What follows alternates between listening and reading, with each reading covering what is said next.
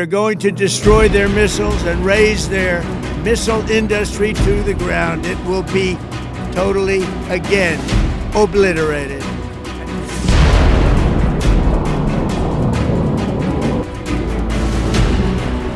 Dunia saat ini sedang berada dalam fase yang oleh para pengamat geopolitik disebut sebagai kekacauan besar atau The Great Chaos.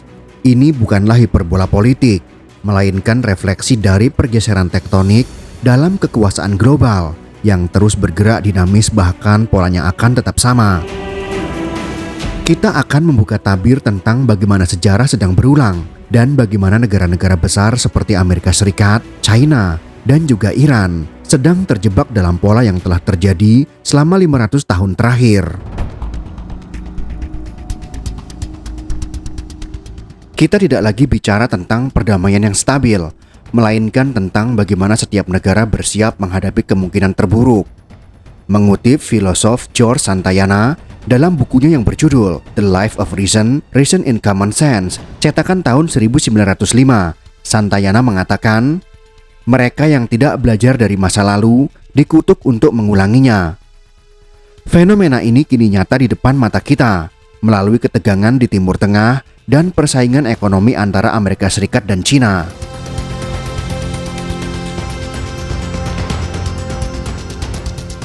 Untuk memahami kekacauan yang terjadi saat ini, kita harus merujuk pada pemikiran Ray Dalio dalam bukunya Principles for Dealing with the Changing World Order, cetakan tahun 2021. Dalio mengatakan bahwa dalam 5 abad terakhir, ada pola berulang mengenai kenaikan dan kejatuhan imperium. Sebuah negara naik ketika utangnya rendah, kesetaraan sosialnya tinggi, dan inovasinya kuat. Namun ketika mencapai puncak kejayaan, muncul penyakit yang disebut komplasensi atau rasa puas diri. Masyarakat menjadi malas karena berada di zona nyaman, inovasi melambat, dan biaya hidup serta utang membengkak. Inilah yang dialami oleh Amerika Serikat saat ini. Data menunjukkan bahwa posisi fiskal Amerika Serikat sangat mengkhawatirkan. Dengan utang luar negeri mencapai 38,3 triliun dolar, sementara GDP-nya hanya sekitar 29 triliun dolar. Rasio utang terhadap GDP Amerika Serikat telah melampau 125-130%. Secara teori ekonomi, ini adalah kondisi yang tidak sehat. Sebagai perbandingan, Cina memiliki utang 16,2 triliun dolar dengan GDP 19,6 triliun dolar atau rasionya adalah 84%. Dalam kondisi ini, tentunya memberikan ruang gerak lebih besar bagi Beijing untuk bermanuver di panggung global. Inilah yang membuat Amerika Serikat menjadi lebih agresif menghantam sana-sini, sampai kawannya sendiri pun ikut dihantam.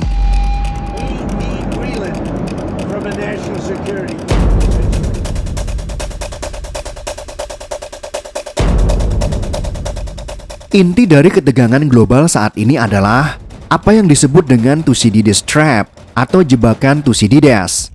Istilah ini diambil dari nama seorang jenderal dari Athena, yaitu Thucydides, yang mencatat bahwa perang Peloponnesos tidak terelakkan karena ketakutan Sparta akan kebangkitan Athena. Bisa dibilang sebagai perang dunia versi Yunani kuno. Konflik ini bukan sekedar pertempuran, tapi drama politik dan militer yang akhirnya melumpuhkan kejayaan Yunani. Mengapa mereka bisa berperang?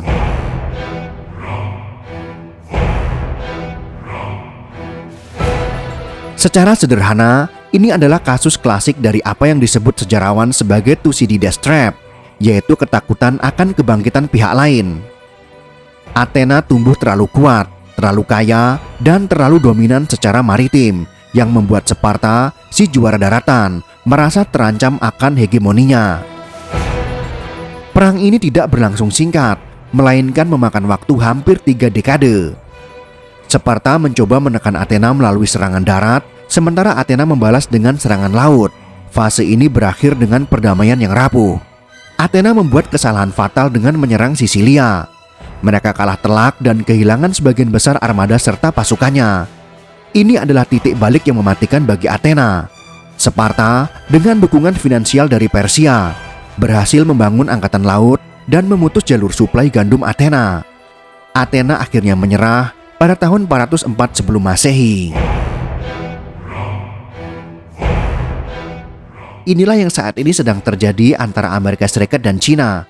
Amerika Serikat merasa terancam dengan kebangkitan Tiongkok, tapi tidak berani menghajarnya secara langsung. Amerika hanya berani menekan dan menyerang negara-negara yang lemah dan dianggap sebagai pemasok energi bagi China. Misalnya Venezuela dan Iran yang sudah menjadi target.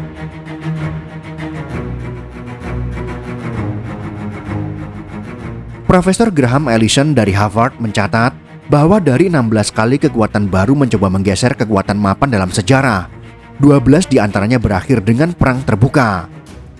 Saat ini, China diprediksi akan menjadi kekuatan super nomor 1 pada tahun 2049. Pada tahun 2035, kekuatan nuklir China diperkirakan akan setara dengan Amerika Serikat. Pertanyaannya bukan lagi apakah mereka akan berkonfrontasi, melainkan kapan dan bagaimana mereka bisa menghindari kehancuran total tersebut. Pejabat Amerika Serikat seperti Marco Rubio menyebutkan bahwa visi dunia tanpa batas yang diusung Barat sejak runtuhnya tembok Berlin adalah sebuah kesalahan besar atau bersifat blunder. Kebijakan ini justru melemahkan struktur sosial internal negara Barat sendiri, memicu krisis migrasi, dan menciptakan ketidakteraturan domestik yang menghancurkan politik luar negeri mereka dari dalam. Dulu sebelum ini terjadi, kita tidak pernah menemukan orang Muslim melaksanakan sholat Jumat di jalanan kota New York, tapi sekarang ini semua itu sudah terjadi. Dulu orang India yang beragama Hindu hanya melakukan ritual di Sungai Gangga atau sungai-sungai lainnya yang ada di India. Namun sekarang, kita dapat melihat ritual-ritual keagamaan tersebut di Amerika Serikat, Kanada, Eropa, dan Australia. Sehingga hal tersebut mulai menimbulkan protes dari masyarakat lokal. Budaya lokal menjadi bertabrakan dengan budaya yang dibawa oleh para imigran tersebut. Bahkan sekarang, jangan heran jika kita menemukan seorang Muslim menjadi wali kota di negara-negara Barat tersebut. Inilah yang dikatakan menjadi blunder bagi Amerika Serikat karena kedatangan migran-migran dari seluruh penjuru dunia, sehingga Presiden Donald Trump sampai harus meningkatkan agresivitas ICE untuk menekan pengaruh ini.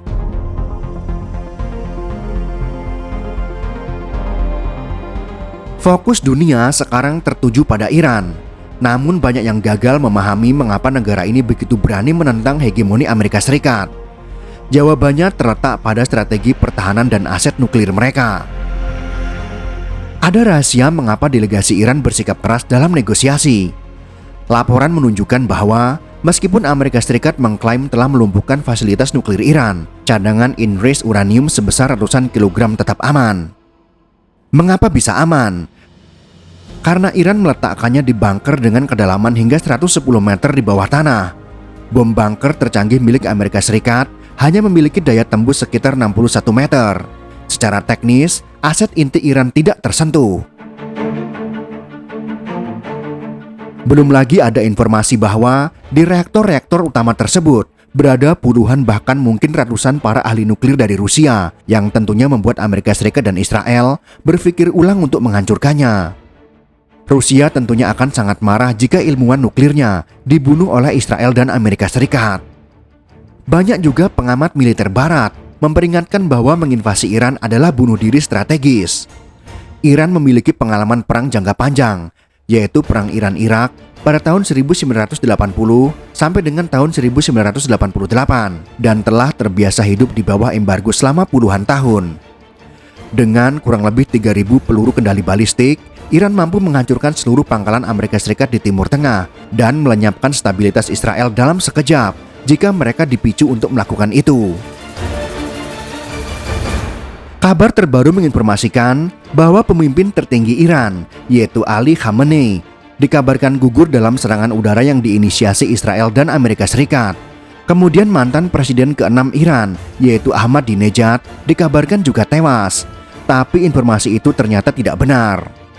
Dengan kabar gugurnya pemimpin tertinggi Iran tersebut, Amerika Serikat dan Israel mengira Iran akan menyerah. Tapi ternyata Iran tidak menyerah. Iran tetap memberikan perlawanan walau sang pemimpin sudah gugur. Apakah Amerika Serikat akan berhasil menundukkan Iran? Kita lihat saja apa yang akan terjadi selanjutnya.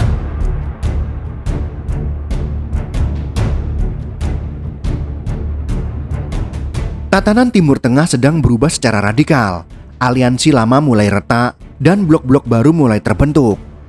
ketegangan antara Mesir dan Israel kini berada di titik tertinggi. Pengerahan pasukan Mesir di semenanjung Sinai menunjukkan bahwa perjanjian damai Camp David sudah berada di ujung tanduk. Hal ini dipicu oleh manuver Israel yang mencoba membangun pangkalan militer di Somaliland yang dianggap Mesir sebagai ancaman langsung terhadap kedaulatan wilayah tersebut. Munculnya fakta pertahanan antara Arab Saudi dan Pakistan memicu spekulasi tentang pembentukan NATO Islam yang melibatkan 53 negara Muslim.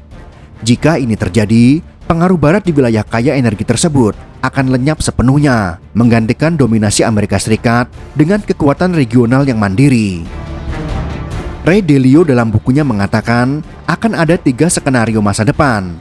Dunia di masa depan diprediksi akan mengikuti salah satu dari 3 jalur berikut ini. Yang pertama, peaceful coexistence, yaitu meskipun tegang, negara-negara besar memilih bekerja sama karena biaya perang yang terlalu menghancurkan. Yang kedua, bifurcated global order, yaitu dunia terbelah secara tegas menjadi 2 blok, yaitu blok barat yang terdiri dari Amerika Serikat, Eropa dan Jepang, melawan blok timur atau Eurasia yang terdiri dari Cina, Rusia, India dan juga Iran. Dan yang ketiga, catastrophic world order, yaitu skenario terburuk di mana hukum internasional tidak lagi berlaku, PBB menjadi pajangan, dan kekuatan militer mentah menjadi satu-satunya hukum yang diakui. Dalam kondisi tersebut, tentunya kita akan bertanya, bagaimana dengan Indonesia? Sebagai negara middle power, Indonesia tidak dimasukkan secara spesifik dalam kalkulasi awal Ray Dalio. Namun Indonesia melalui forum seperti BRICS dan pengaruh regionalnya memiliki peran krusial. Indonesia harus memperkuat militer dan ekonominya agar memiliki efek gentar, sehingga tidak hanya menjadi penonton dalam pertarungan para raksasa. Sejarah sudah memberikan pelajaran berharga kepada kita.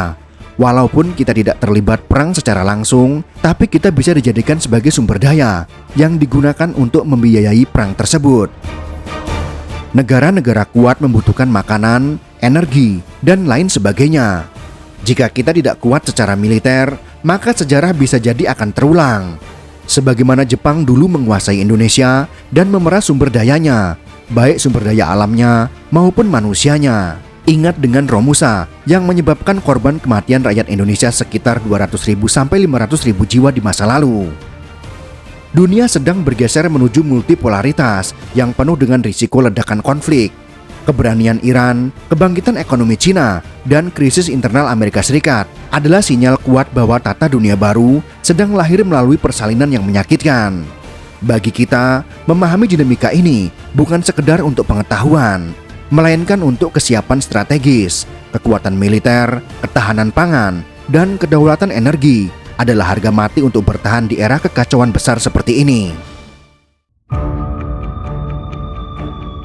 Jika kalian suka dengan video ini, silakan berikan jempol ke atas. Dan jika kalian menganggap video ini bermanfaat, maka bagikanlah untuk teman-teman Anda yang lain. Terima kasih sudah menonton.